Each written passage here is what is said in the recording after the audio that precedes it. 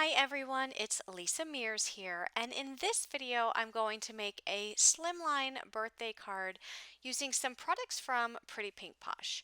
I'll be using some new products that were just released in their 9th birthday release, and I'll also be using some of their older products.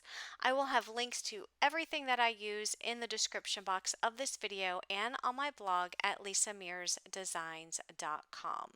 I'll be using this brand new stamp set. It is called the Birthday Sentiments stamp set. There's several different kinds of birthday sentiments on here. The sentiments are a combination of a print and a cursive font.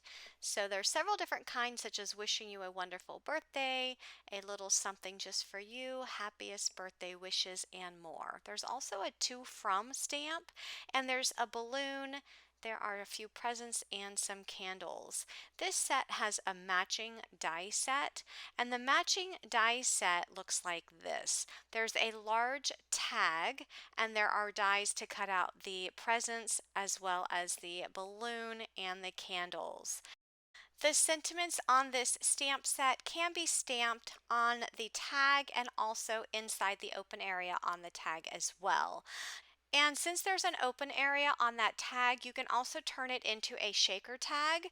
Now, when I first saw this die set, I immediately began thinking outside of the box, and I thought this resembled a balloon. And I'm going to use it today on a slimline card to make a fun scene with a large balloon going up in the air. And my balloon is going to be a shaker, so I'll show you how to turn this into a shaker as well. I'm also going to be using the new Wish stamp set.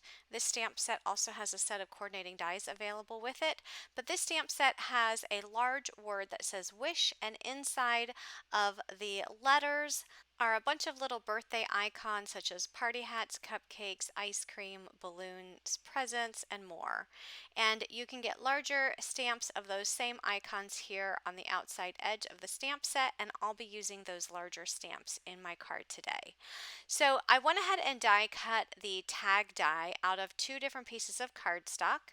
And the reason I'm using two different pieces of cardstock for my die is because I am turning it into a shaker. So if you weren't using it as a shaker, you would only need the one piece of cardstock. So I'm going to add a design to my balloon, and I'm using the mini polka dots stencil from Pretty Pink Posh to add that design. And I'm also using the Havana red ink from scrapbook.com because I thought that this ink matched closely with the red color cardstock that I'm using, and I wanted to go for a more tone-on-tone effect.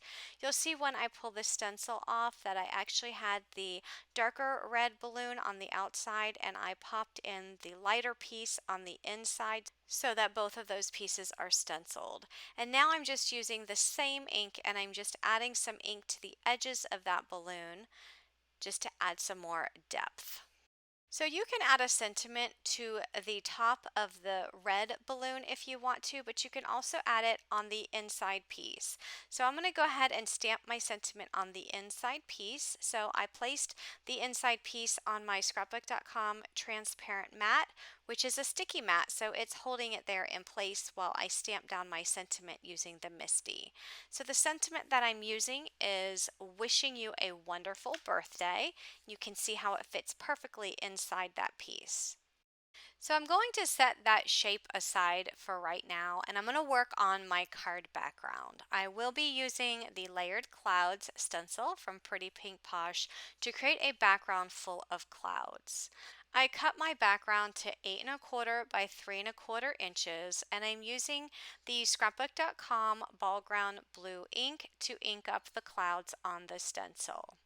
So if you don't have a cloud stencil, you can always just color the entire background blue, just ink it up with the blue ink, or you can use a piece of blue cardstock for your clouds. So once I finish inking the first layer, I'm going to remove that layer of the stencil and add the second one. Now what happens here is that the clouds will overlap, so it will look like there are several clouds overlapping in the sky, which adds for some nice depth. And if you wanted to do these in different color blue inks, you can, but I'm using the same blue ink, just adding the second stencil with a little bit of more ink on my ink blending tool. That way it looks a little bit darker and still looks like there's some depth in the sky. Now I also want you to notice that this stencil is a 6x6 stencil, but my background is slimline in size, and I want to actually create clouds over that entire background. So what I'll have to do here is I will have to reposition that stencil on the white area of that cardstock just to ink up that bottom half of the cardstock. So I also want to mention that when you are ink blending, make sure you don't go below the line on that stencil, because if you do, you'll end up with a straight line and a lot of blue ink below where the stencil ends. If you wanted to mask off the area, you could do that. I didn't mask it off, but I just made sure that I did not go beyond the end of that stencil. Here I'm coming in and just adding some ink to fill in some of the white area. You don't have to do this. I just wanted more of a blue sky and less white. So I'm just going over some of the white area and putting a light hand of blue ink on that white area. So here you see me coming in with the stencil on the bottom portion of that card layer. I'm just lining up the stencil with one of the clouds, and I'm masking off the sides just so that I don't go beyond the stencil with my ink blending tool. I'm going to go ahead and add some ink, and then I'll remove that, and then I'll reposition my stencil over the cloud on the right side, and I'll do the same thing just so that that cloud does not look chopped off. I'm going to go ahead and add that stencil back, and I'm going to fill in some more of that white area on the bottom of that cardstock.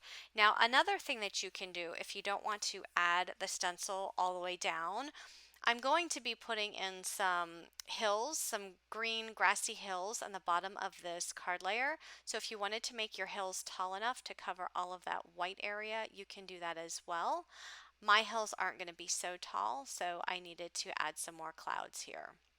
So again, I'm just adding that stencil back and adding some more clouds, and I'll repeat the process with the second layer, just lining up the second layer and adding some clouds. I'm going to mask off this top cloud just because it's cut off and I don't want another cloud that's cut off. I want a full cloud, so I'm going to go ahead and mask that off and then fill in the rest of that stencil.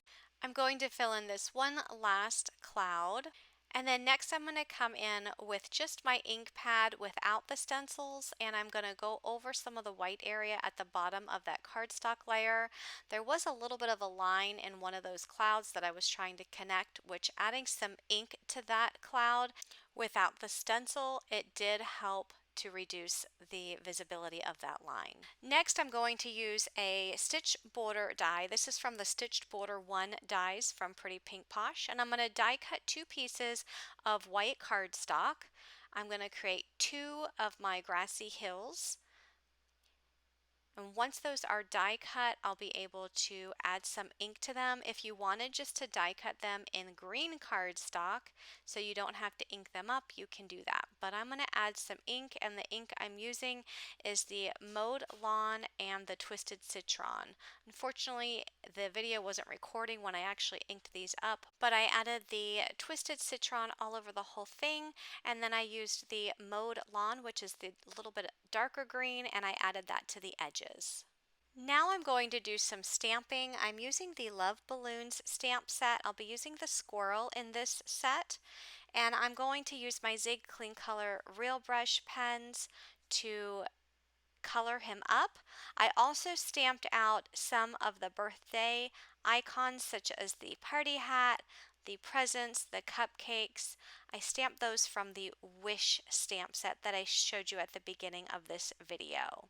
So I stamped out my images onto Bristol Smooth cardstock, which is what I use when I color with my Zig Clean Color Real Brush pens. That paper is a very smooth cardstock, and it allows these pens to blend nicely. So the colors that I'm using for the squirrel, I have the mid brown on the edges, that's the darker brown, and then I came in with the blender to blend that darker color towards the center so that I go from dark to light, with the lightest being in the center. You could also use a water brush if you don't have a blender pen.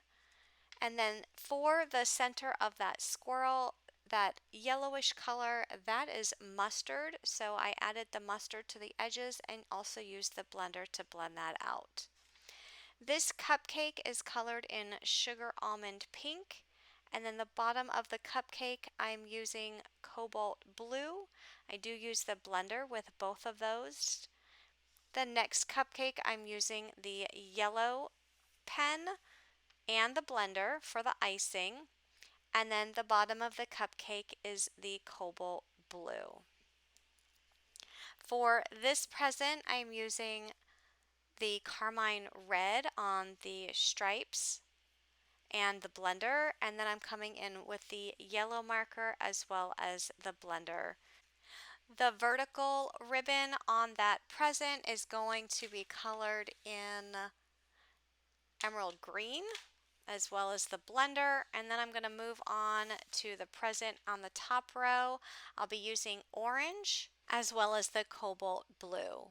So all of the colors that I use today I'll have listed down in the description box of this video, along with links to all of the products that I'm using. I'll also have up close pictures of my card and the supply list on my blog, and you'll be able to find a coordinating blog post link in the description box of this video. So I'm going to go ahead and color up this last image, which is the party hat. I'm going to use the carmine red with the blender on two of the stripes, and then I'm going to come in with yellow and the blender on the other two stripes, and I'll finish up by using the orange for the pom-pom on top. Now I'm ready to put my card together. I'm going to add the largest hillside border first, and then I'm going to put the smallest one on there. So I'll glue those to the bottom of my Slimline card panel. And remember, this is going to be a scene card. So I'm going to have my little squirrel standing on the top of the hill. He's the one that's going to be holding the balloon, but first I'm going to add all of these little birthday icons, so adding the presents and the cupcakes to the hill. I'm going to add the party hat on top of that little squirrel, and then I'm going to get my balloon ready to make a shaker out of. So first I'm going to place the lighter pink die cut onto the card.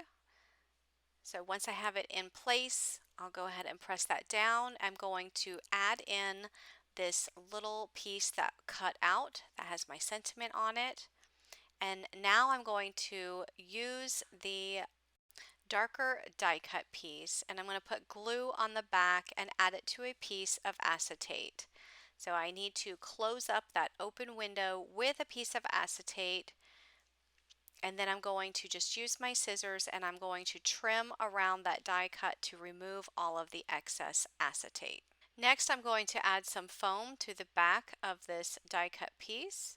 So I'm just going to add it all around the shape of this balloon. After I add it all around the shape in the form of a circle, I am going to add some at the top of the acetate, so above the acetate piece, just so that when I add this to the card, it lays flat. It will also prevent the confetti mix from going all the way to the top of the balloon, because it will actually stop where that first piece of foam is. Okay, so I'm using the Pretty Pink Posh Funfetti mix, and I'm adding it to the portion of that balloon that's on the card, so right on top of the sentiment. I want to make sure it's just over the sentiment, because when I add the top balloon piece, I don't want to have any underneath the foam that's at the top of that balloon. I did add a little too much of the clay confetti, so I was just removing some of it. I don't want to put too much, because if I put too much, it's going to cover the sentiment, and I don't want to cover the sentiment. I just want to have it laying right below the sentiment so that you can still see the sentiment through the shaker window. So I'm going to go ahead and remove the double-sided adhesive backing from the back of the foam piece. But before I add it to the card, I'm going to take a piece of twine. I'm going to put a glue dot on the end, and I'm going to add that piece of twine onto the balloon. So I'm actually going to place the glue dot on the little hole that's at the bottom of the balloon. This is the hole where you would actually put the string for your tag. So if you were using this as a tag, so that's where the glue dot and the twine is going to go, and that's going to be covered up by the top part of the balloon. So I'm going to go ahead and put the top part of the balloon right over top to enclose all of the clay confetti that's on the card.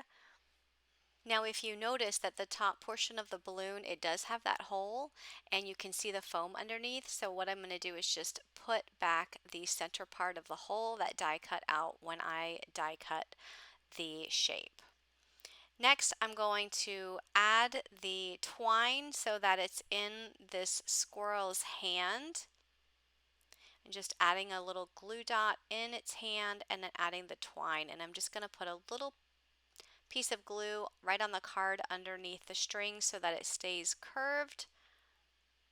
And then the last thing I'll do for this balloon is I'm going to add a little bow to cover up that little circle that was die cut out. And then I'm going to add this to a slimline card base. So my slimline card base measures 8.5 inches by 3.5 inches. And to get the card base, you simply take a piece of cardstock, cut it to 8.5 by 7, and score it at 3.5 inches. So there's my shaker card, taking this tag die, making it into a balloon, and making this fun little scene for a birthday card. So once again, all supplies that I used will be in the description box of this video and on my blog. There will be a coordinating blog post link in the description box. If you like this video, please give it a thumbs up. And if you like videos like this, be sure to hit that subscribe button. Thanks for watching everyone and have a great day. Bye-bye.